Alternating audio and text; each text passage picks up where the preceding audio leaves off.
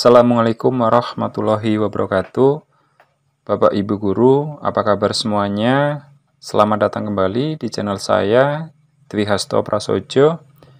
Pada kesempatan ini saya akan menyampaikan panduan lengkap ya, memilih formasi P3K Guru tahap kedua ya.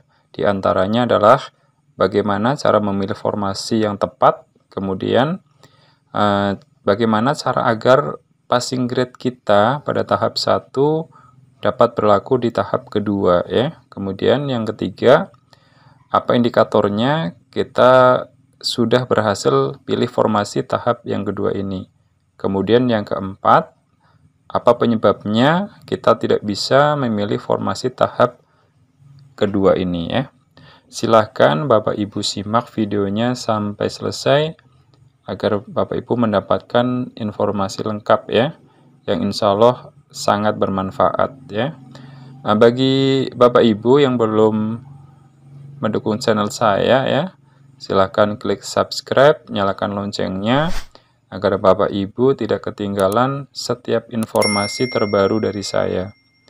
Baik, saya ucapkan banyak terima kasih kepada Bapak Ibu yang telah berkenan mendukung channel saya. Saya doakan semoga Bapak Ibu selalu sehat dan mudah-mudahan lulus ya tes seleksi kedua ini. Amin. Oke, langsung saja kita mulai pembahasannya ya. Yang pertama, untuk memilih formasi P3K tahap kedua, silahkan Bapak Ibu login ya, atau masuk ke alamat portal SSCASN ya, atau lengkapnya adalah ya sscasn.bkn.go.id ya. Kemudian silakan Bapak Ibu pilih login ya. Silakan pilih login. Ya, setelah tampil menu login seperti ini ya, silakan Bapak Ibu masukkan nick dan password ya. Ya, di sini ada informasi ya. Perhatian, pembuatan akun sudah ditutup ya. Jadi untuk tahap kedua ini hanya bisa diikuti oleh Bapak Ibu yang sudah selesai membuat akun ya pada bulan Juni kemarin ya, kalau tidak salah ya, pada bulan Juni. Jadi bagi Bapak Ibu yang belum mempunyai akun atau belum membuat akun, tidak bisa untuk mengikuti tes tahap yang kedua ini. Baik, kita lanjutkan. Setelah nick dan passwordnya terisi, silakan Bapak Ibu klik masuk ya.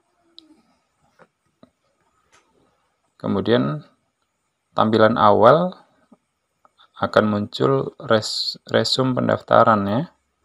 Resume pendaftaran ya. Ada jenis seleksi, ini adalah pilihan kita di awal waktu pembuatan akun ya, yaitu P3K Guru, kemudian nama instansi, ya ini adalah masih tahap 1 ya, kemudian jabatan, dan lain-lain ya, data-data kita semuanya di sini ya. Ya, kemudian jika kita scroll ke bawah ya, di sini ada informasi tentang berkas-berkas kita yang sudah kita upload dulu ya. Yaitu di sini kalau ada pilihan lihat, ini berarti berkas kita sudah terupload ya. Berarti kalau yang ini adalah sertifikat pendidiknya adalah kosong ya, atau tidak ada. Jika Bapak Ibu pernah mengupload sertifikat pendidik, maka di sini ada keterangan bisa lihat ya, bisa dilihat. Karena ini tidak ada, maka di sini adalah kosong ya. Kita scroll ke bawah lagi ya, ada informasi tentang nilai tahap 1 ya yang kita peroleh ya.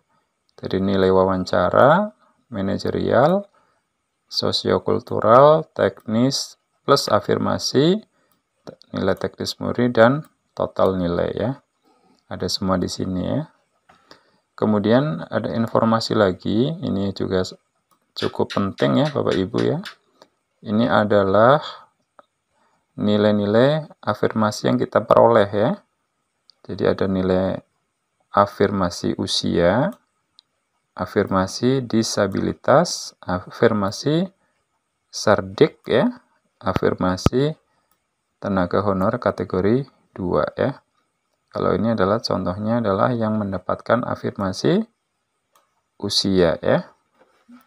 Sedangkan yang lainnya adalah tidak ya, tidak mendapatkan afirmasi yang lain. Silakan Bapak Ibu bisa cek ya untuk afirmasi yang Bapak Ibu dapat ya. Baik, kita lanjutkan ya. Sekarang saya mulai pembahasan tentang cara memilih formasi tahap kedua ya. Silakan Bapak Ibu perhatikan di sini ada informasi ya. Maaf, Anda tidak lolos seleksi CASN 2021 P3K Guru tahap 1 ya. Masa sanggah tahap 1 sudah berakhir. Ya, Anda masih dapat mengikuti seleksi tahap kedua ya. Silakan Bapak Ibu klik memilih formasi tahap kedua ya. Silakan diklik ya. Yang ini ya. Oke, setelah kita klik maka akan muncul tampilan seperti ini ya. Yang pertama adalah jenis seleksi ya. P3K Guru ini udah terkunci ya. Sudah terkunci. Ini tahap kedua ya. Untuk tahap sekarang ya, instansi terkunci, jenis formasi terkunci juga ya. Jadi semuanya datanya adalah pilihan pada waktu pembuatan akun ya. Nah, kemudian pendidikan juga terkunci, sertifikat pendidik terkunci juga ya. Ini sudah terkunci semuanya ya. Untuk pendidikan ini sesuai dengan verbal yang kemarin ya, yang di info GTK ya. Sertifikat pendidik juga sesuai dengan berkas yang kita upload pada waktu pembuatan akun ya. Jadi ini sudah tidak bisa diubah lagi ya. Kemudian jenis perguruan tinggi juga tidak bisa, dan lain-lain ini udah tidak bisa lagi ya. Kemudian IPK, nomor ijazah tahun lulus juga tidak bisa kita ubah ya. Jadi yang bisa kita ubah hanya ya jabatan dan lokasi formasi ya. Perlu saya ingatkan kembali Bapak Ibu ya, untuk pemilihan formasi itu batas akhirnya adalah tanggal 19 ya, bulan November pukul ya, sebelum pukul 12 malam ya, sebelum pukul 24. Baik, saya lanjutkan ya. Jadi yang bisa kita isi adalah jabatan dan lokasi formasi ya. Nah, saya jelaskan beberapa hal yang perlu diperhatikan ya.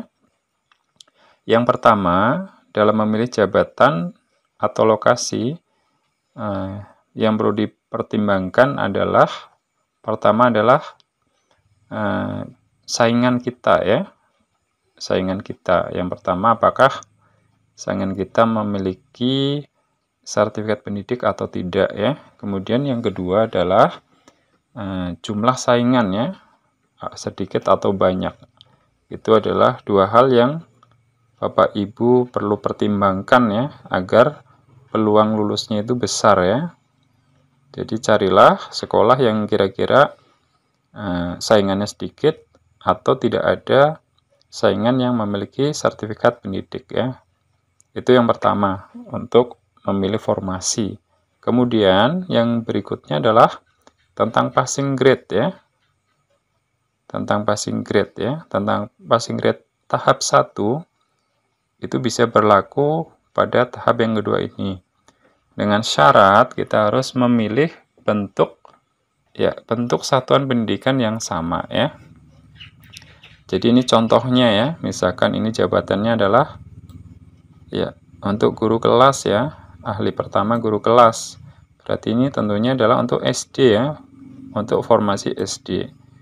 Tahap 1 sudah memilih guru kelas untuk sekolah SD ya. Maka jika passing grade-nya ingin berlaku, kita harus memilih formasi SD juga pada tahap kedua ini. Demikian juga bagi Bapak Ibu yang mungkin memilih guru mata pelajaran ya untuk SMP misalkan ya, maka ya Bapak Ibu harus memilih formasi SMP ya. Nah, jika Bapak Ibu memilih tidak sesuai dengan tahap 1, formasi tahap 1, maka passing grade-nya tidak berlaku lagi ya pada tahap kedua ini ya. Cukup jelas Bapak Ibu ya tentang passing grade ya. Oke, kalau sudah yakin silakan Bapak Ibu pilih ya untuk jabatannya ya, misalkan ini mau disamakan dengan yang tahap 1 berarti tidak perlu dirubah. Kemudian untuk lokasi formasi ya silakan Bapak Ibu pilih sesuai dengan ya peluang yang kira-kira bagus ya, yang kira-kira peluangnya besar untuk lulus ya. Ini bisa di scroll ke bawah lagi ya Bapak Ibu ya. Silakan dipilih sesuai dengan pertimbangan Bapak Ibu ya. Kalau sudah, maka kita tinggal ya isi kode captcha ya. Tinggal kita ikuti yang ada di sini ya. Ya, kalau sudah ditulis di sini, silakan kita klik akhiri pendaftaran tahap kedua. Ini harus hati-hati karena kalau udah kita akhiri, kita tidak bisa lagi untuk merubah pemilihan formasinya ya.